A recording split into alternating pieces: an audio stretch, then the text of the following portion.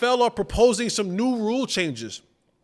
The NFL is always trying to tinker with the game, and they're proposing some new rule changes. Some that I may agree with, some that I will probably not. And the first one is the hip drop rule. The hip drop tackle. If you notice, if you're a Cowboys fan, this was the tackle that broke Tony Pollard's fibula and such. 2 seasons ago. He's coming back from it this past year. So they're looking to go in there and to change this rule. This is where the defender kind of wraps the runner from behind and then kind of sits down on the waist. It's like from the hips and it's bringing them down. And it's almost like remember the Roy Williams horse collar tackle where he pulled you from the back of your pads? Think horse collar tackle, but around the waist. And I get why the NFL are looking to change this rule or propose a change to this rule because of the injuries. You see a lot of people either break, leg or ankle, get severely injured or what have you. But this is a tough one. And this is coming from a guy who's an offensive player. And I don't like the direction the league is going with rules like this. This is one of those rules that, again, gives the offensive player the advantage. It's already hard enough to tackle receivers and tight ends and running backs. It's becoming damn near impossible. You can't hit him high. You can't hit him when he's defenseless. The days of the no-fly zone across the middle, like receivers don't fear going across the middle anymore. They just don't. When I came into the National Football League eons ago, there was a healthy fear. My coach used to say, shout out to Coach Sherm, my coach used to say, you better be for sure if that's a man or a zone before you go running in there. Because you go running in there and it's a zone, and that safety or that linebacker or that backside corner sitting there, we call that leave your keys. Leave your keys.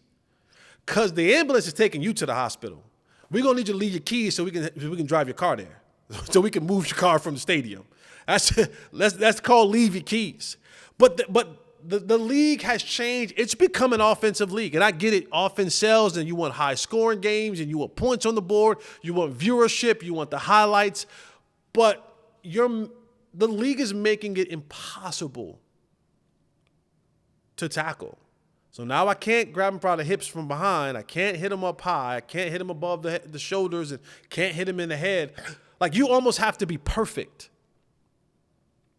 in tackling a runner/receiver in the National Football League. And that becomes difficult. And then if you're wrong, you cost your team because it's an automatic first down. And if this new hip tackle is passed, they need 24 of the 32 owners to vote on it. And if they get 24 of the votes, it passes. But you cost your team 15 yards. It's an automatic first down. And now we've put more judgment calls in the hands of the officials. Because now an official has to be able to make the judgment call of, is this a hip tackle or not? A hip drop tackle or not?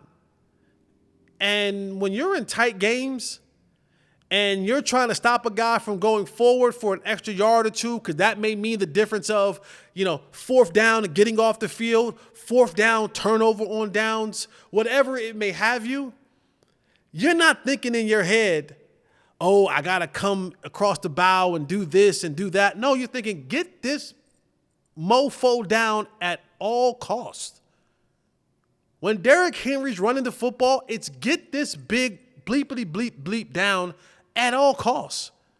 When you're in the open field and you got to tackle Tyreek Hill, you don't have time to determine or not whether I'm doing the right form of tackling, because most of the time, Tyreek Hill, you're looking at his brake lights. You very few chances you get a chance to tackle Tyreek Hill in the front. And there's other backs in this league where guys now have to come down. And this game is I can't even explain to you how fast this game moves.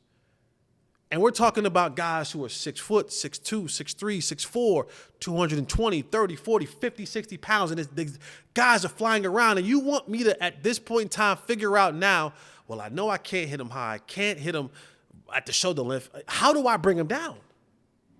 How do I bring this guy down? And if I'm wrong, in addition to the penalty that cost my entire team, when I get a personal foul like that, you attack my checkbook. Now it's a $10,000, $15,000, $20,000 fine. And if I'm a repeat offender, the fine just keeps going up. So if I'm a DB and a receiver, CeeDee Lamb catches a slant, and I'm behind him, I can't grab him around the waist now and bring him down. 15-yard penalty, $10,000 fine. I got to do that for 16, 17 games? You might as well write a check for $100,000 and just send it to the league and go, here, let me hip tackle. Let me hip drop. And it's not every play. It's not every play. So it's going to be a difficult thing to officiate. But, boy, I feel sorry for you guys on defense. This is coming from a lifelong offensive player.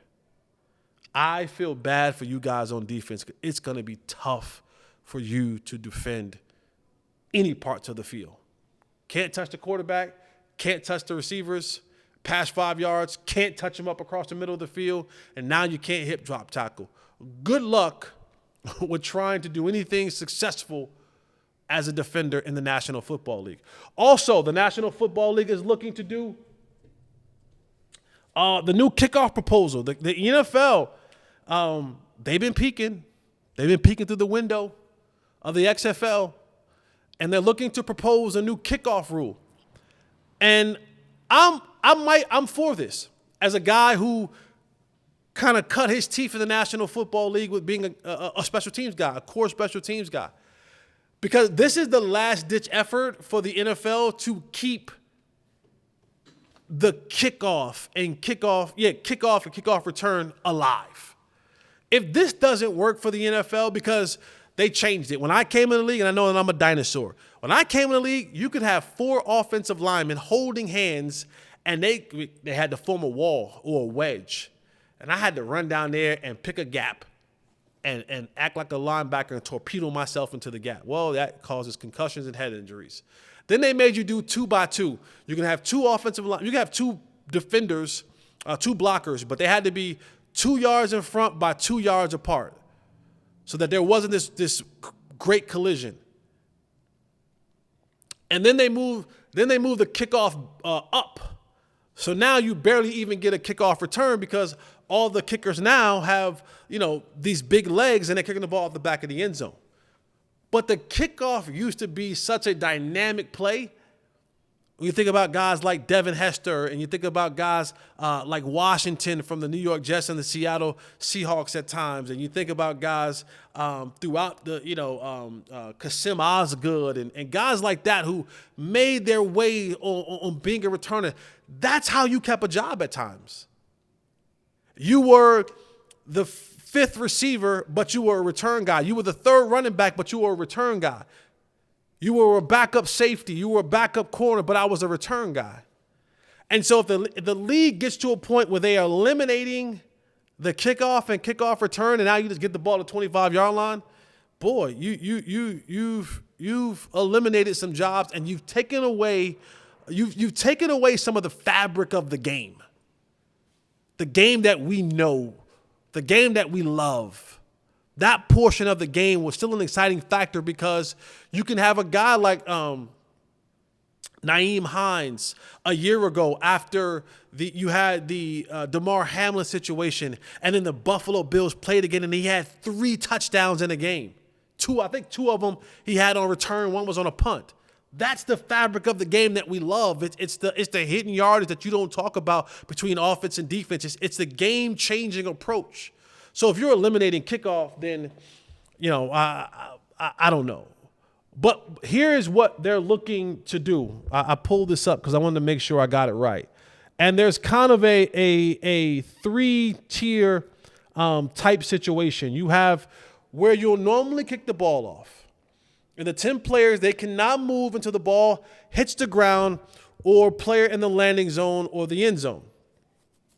So then you'll have the kickoff line where the kickers will come, and then you'll have the setup zone, and then you'll have the landing zone. And they'll have players in each one of those zones, and when the ball is caught now, because they want to reduce the impact. They want to reduce the 40-yard sprint collision. That's the part that they're trying to eliminate because that's the part that causes the concussion and the brain damage. That's the part that probably got me a little cuckoo for Cocoa Puffs. But it is what it is. So they're trying to do that. And this is what, if you watch the XFL for any point in time, you see this is the way that they're doing it. And I don't know, maybe it'll work, maybe it won't work. The players will adjust. The athletes are great, so they'll be fine in adjusting to it. But this is it. I'm telling y'all, this is it. This is the last-ditch effort for the NFL to try to keep the kickoff. The next move, they're done. You'll just get the ball to the 25-yard line. This is the last-ditch effort of them trying to do something to keep and have the kickoff and kickoff return survive. After that, it's just going to be one of those deals where they go, hey guys, get the ball 25-yard line, and we'll just play ball. We'll play ball, and you'll see guys lose jobs. Guys who had that edge of being a core special teams guy. A guy like Matthew Slater for the New England Patriots, who played in the league for darn near 15, 16 years and was a core special teams guy on kickoff and kickoff return. Guys like him go away. He doesn't get a change. He doesn't get a chance to have his life change with being a core special teams guy. What was a 15, 16-year career may be a 3-4 year career because the likeliness of him having an important role in the team is diminished. It's gone. It's bye. See ya. It's vanished. If the NFL gets rid of kickoff.